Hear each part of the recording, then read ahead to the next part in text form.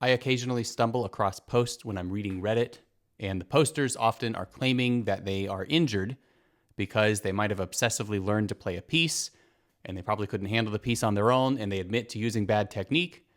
And in many cases, they also admit that they really can't afford lessons and aren't interested in a lesson-based solution.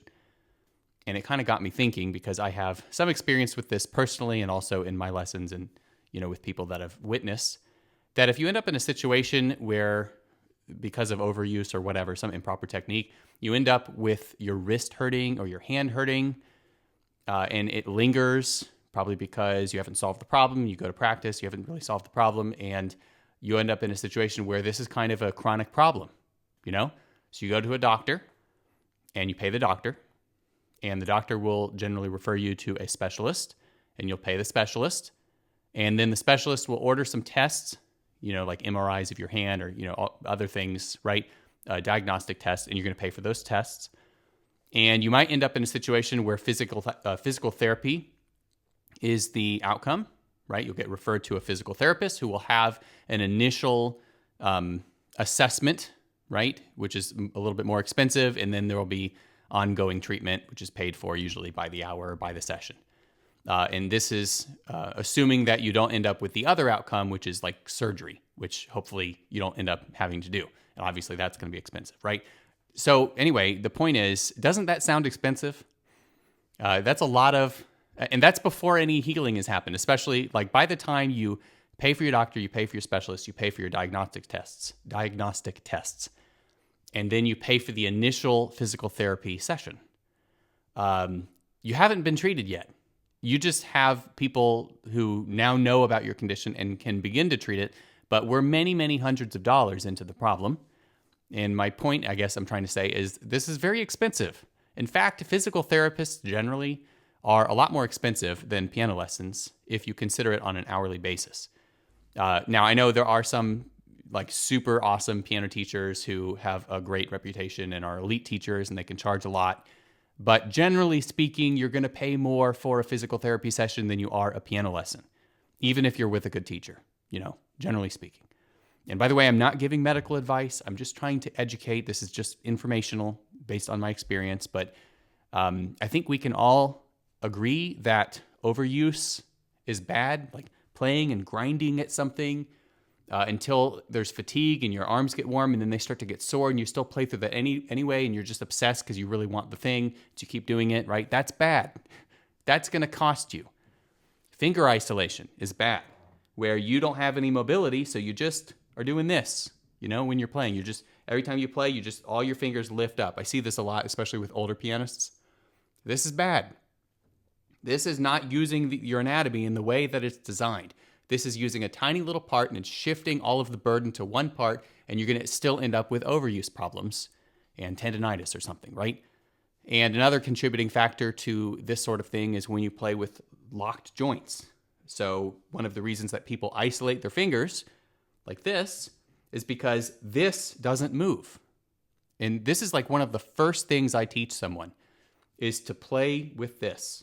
In fact, when I first start working with pretty much everybody at any level, I make sure that they can do this. I make sure that they can play a scale where they go up and down in every note, where the down motion of the wrist brings in the weight of the arm, and that can connect with the note. And even though at some point we sort of start to minimize that motion, this prevents a whole lot of injuries because this shifts the burden to a lot more body parts and allows for a lot more flexibility and allows for the load to be spread out, quite a bit. Okay, so all of these things with isolation and overuse and grinding and things, these bad habits, I would say they're bad things. We can all agree that they're bad things. Good teachers are going to spot these things, and they're going to help students course correct. And so that's a lot of the value of getting a teacher. And I mean, it's worth mentioning that if you play in an unhealthy way, your sound quality is also going to suffer. So it's kind of rare. I mean, it's really rare where a person would have like awful technique, yet they would somehow sound really good. That's not really a thing. If your technique is awful and you're isolating your fingers and you've got overuse problems and there's not a natural playing, it's not going to sound natural. And so usually piano teachers are going to try to go after the good sound And that is usually going to involve the good technique. And that just by definition is going to help you to avoid the injuries. Okay. And this is very important because if you end up with chronic wrist pain or chronic tendonitis or anything like that, it takes a really long time to heal, in addition to possibly requiring physical therapy and things like that, right? It takes a really long time to heal, and you might not be able to play piano for quite a while. And then when you resume, you'll probably need to rebuild your technique in a totally different direction anyway, which will require lessons. So this is all to say, a few months of lessons with a teacher who knows what they're doing, it can be a great preventative measure for avoiding all of the whole chain of doctors and diagnostic tests and, of course, pain. Okay? So, and I'm saying this because I feel like, I know there's issues with affordability, but there's sometimes, if I can rant about this for just a second, there's sometimes this inherent cheapness about not wanting to pay anybody else for anything, right? Like their labor and their expertise, it's like it's not worth anything to you. And so you try to do it on your own and you end up in this situation, and it's a penny wise, pound foolish type of thing. And I just hate to see it, because if you think about it, lessons aren't really an ongoing expense for the rest of your life. It sort of feels like maybe you should factor that in. You're like thinking maybe you want to take some piano lessons, but then you think, oh, well, how much are piano lessons? Okay, they're 60, 80 bucks to $100 an hour or something like that. All right, how many hours a month? Okay, 2 to 4 hours. All right, so I have to factor this in. Does it fit my budget? But you might not necessarily ask the question of how long does it fit your budget? Can you do it for a season? In my opinion, especially for adults, especially for working adults, it is far more appropriate to study with somebody for a season. Many teachers are fine with this. I'm totally fine with this. I work with students who just spend a couple of months with me and then they're on their way. They might come back next year. You know, it's not appropriate. Lessons aren't appropriate all the time. There's all kinds of situations where, you have all these personal things going on, or maybe you've got a lot of work things going on, and lessons aren't appropriate for you during that time. But maybe during the summer or something, there's a period of time in the year where you're less busy and lessons can be appropriate. And you can study with somebody for a season. And a teacher, hopefully a good teacher, is going to be in search of good technique, healthy technique. They're going to hopefully help you avoid injuries, help you maybe calm things down if you've already got some overuse situations going on. But also, they're after developing your potential, which involves developing a natural sound. And you can't develop a natural sound with a rigid, inflexible, and anatomically incorrect technique, if that makes sense, right? And so the teachers, there's many ways a teacher might directly help you avoid an injury because maybe they're experienced with injuries. They're like, oh, you're doing the wrong thing. You're isolating this thing. We need to make sure that you don't do that. Or in many cases, they notice that you're a little rigid and your sound's not good, and they'll try to perfect your sound. And by perfecting the sound and getting you to loosen up a little bit, you might end up avoiding the injuries in that situation. So there's a lot of ways that even though if the teacher doesn't mean to directly prevent you from an injury, they still will end up doing it.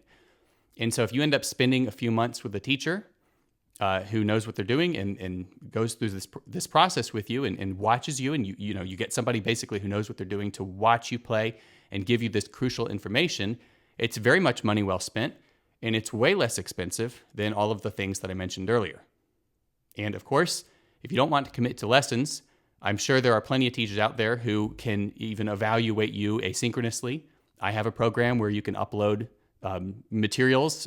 There's a curriculum, right? You have to use the materials that I give you.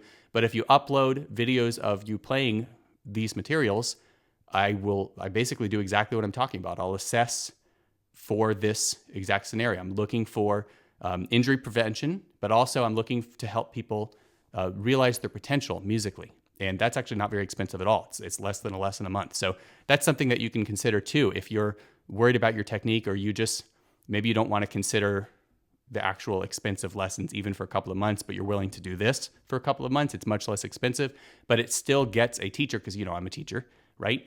It still gets somebody who has the expertise. It gets their eyes on your playing.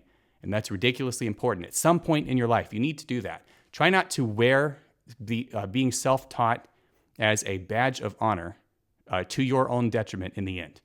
We come from a long lineage of wonderful composers the composers taught one another, right? There's this lineage of them. There's not really, let's put it this way. We don't have a lineage of self-studiers, you know. This is like piano study, and everything was passed on from teacher to student, who then became teacher, who passes on to the next student, right? And we have multiple generations of this going on. And of course, there is some self-study, but you don't really end up in many situations with famous composers who never interacted with any other famous composers and never were taught anything and figured it out all on their own. So anyway, I want to discourage that. I want to encourage you to get some eyes on your playing, especially if you're new, or especially if you're what they would call a forever beginner. You know, you feel like you've been playing a long time and you feel like you're not really getting anywhere, and hopefully nothing's hurting yet, but you know, you might be in this situation where you really need to get evaluated by somebody on the piano side of things and make sure that your technique is sound. And by fixing those things, even by studying with somebody for a period of a couple of months, you might end up pulling yourself out of the beginner phase and, you know, exploring more of the wide world of music. Anyway, that's all I have for you today, and I'll see you again in the next video.